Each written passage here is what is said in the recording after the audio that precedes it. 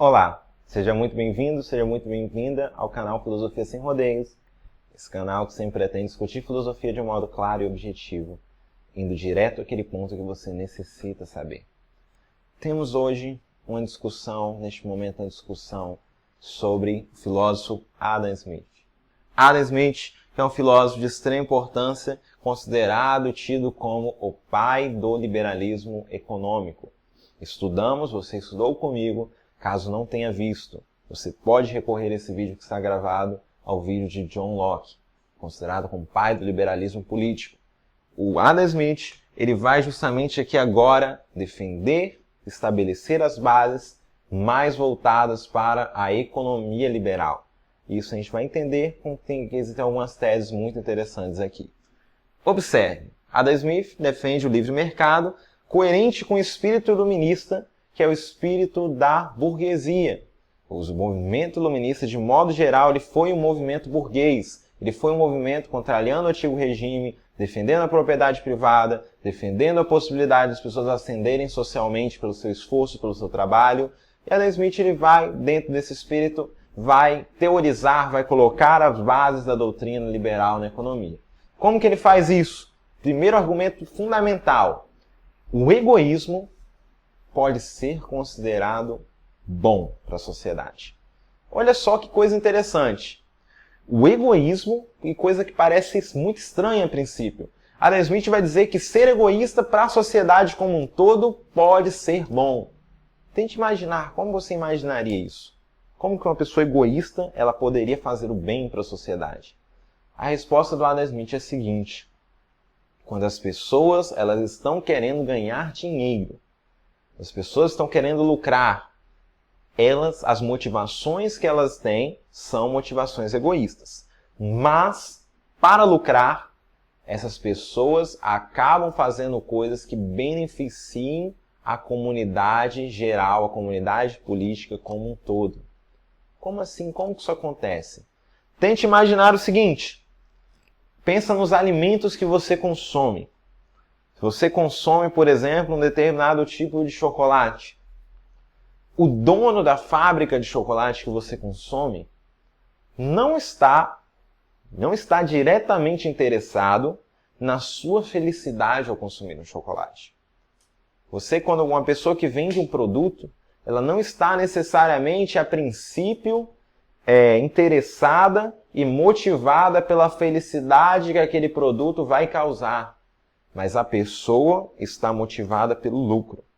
Mas, quando ela é motivada pelo lucro, ela faz alguma coisa, essa coisa, esse produto que ela produz, esse serviço que ela presta, acaba servindo para o bem das pessoas. Por exemplo, você é a pessoa que cria o dono da fábrica de chocolate, idealizador de tal chocolate, ele cria um determinado produto pensando no seu lucro próprio. E você vai lá e compra. Você comprando, ao consumir, você se sente mais feliz, você se sente agraciado por consumir aquele produto. Nisso, você fica feliz e o dono daquela fábrica, daquela ideia, também fica feliz.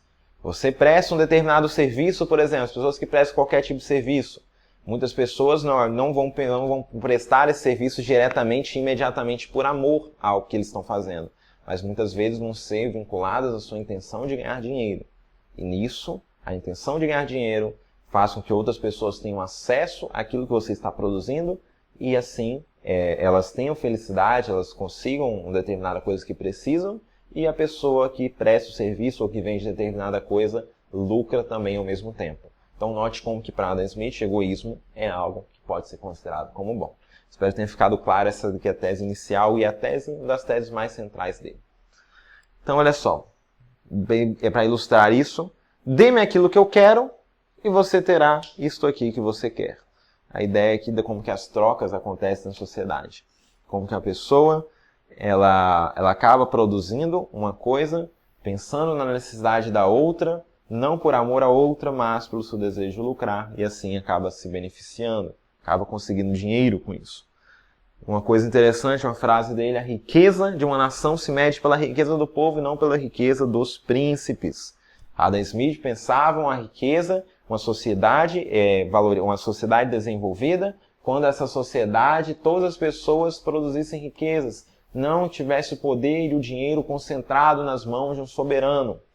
Basicamente, aqui também, mais uma vez, vinculado com o espírito iluminista da burguesia, lembrando que os burgueses, nesse contexto aqui, do século XVIII, ainda pensando aqui numa burguesia, uma burguesia muitas vezes ainda pré-industrial, é uma burguesia que estava ali concentrada em comércio, eram pequenos comerciantes. E justamente essa ideia vai de encontro a isso. E o outro ponto importante é que o Estado não deve intervir na economia. Ela se ajusta por si só. Então observe, Adam Smith vai defender que o Estado não precisa que a economia não precisa que o monarca fique mexendo e fique intervindo na economia. Ele era contra as práticas intervencionistas. Os burgueses eram contra isso, porque eles queriam fazer comércio livremente. Eles não queriam ser taxados, eles não queriam sofrer nenhum tipo não queriam ter nenhum tipo de obrigação para com o Estado nisso. Então ele dizia, a economia se ajusta por si só, não precisa de um rei, de um governante ficar mexendo nela, porque ela se ajusta segundo a mão invisível do mercado. Essa ideia de mão invisível do mercado é algo importante. É a ideia de que o mercado ele se ajusta por si próprio. É como se fosse uma mão invisível que está ali mexendo na economia. Porque, de fato, não tem necessidade de haver uma mão verdadeira, uma mão real mexendo. Porque as pessoas, nos próprios jogos de trocas comerciais, acabam movimentando a economia, acabam fazendo a economia girar e acabam fazendo a economia funcionar. Então, esse é um ponto muito importante da filosofia aqui do Adam Smith. E essa mão invisível do mercado, ela age principalmente segundo a ideia da lei da oferta e da procura. Lei da oferta e da procura que diz o seguinte, oferta e preço são grandezas inversamente proporcionais e procura e preço, grandezas diretamente proporcionais. Isso significa o quê? Quando eu tenho uma grande oferta de um produto, o preço cai. Inversamente proporcional é o seguinte, quando um sobe, o outro desce. Exemplo, pensa num tempero que ele é extremamente importante para todos nós. Um tempero que serviu muito, inclusive, durante a história, para a conservação de alimentos, enquanto não tinha meios adequados de refrigeração. Pense no sal. O sal é algo de extrema importância para todos. Só que o sal é algo que nós encontramos em abundância na natureza. Você tem uma oferta gigantesca de sal. O sal não é uma coisa que esteja nem perto de faltar e não existe nenhuma previsão de que possa faltar algum dia devido à abundância que existe do sal.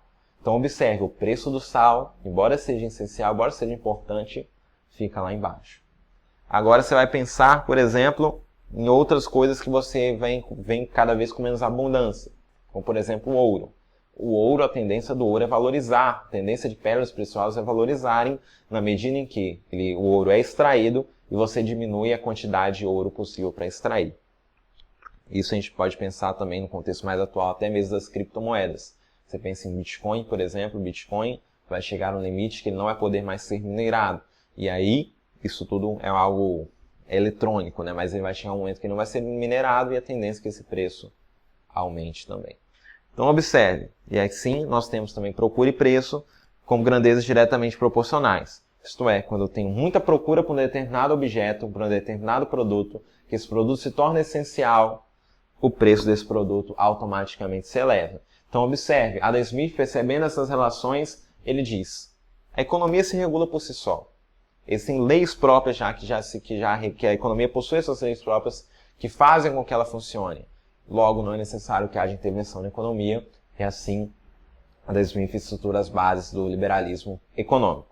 Tudo bem? Espero que tenha ficado claro para você essas ideias. Agradeço demais a sua participação, agradeço demais por você ter assistido esse vídeo. Deixe seu like, por gentileza, inscreva-se nesse canal, não custa nada para você. E qualquer dúvida sobre algum ponto obscuro, fique à vontade para me escrever, para mandar um direct no Instagram, para comentar algo. Fique extremamente à vontade. Muito obrigado.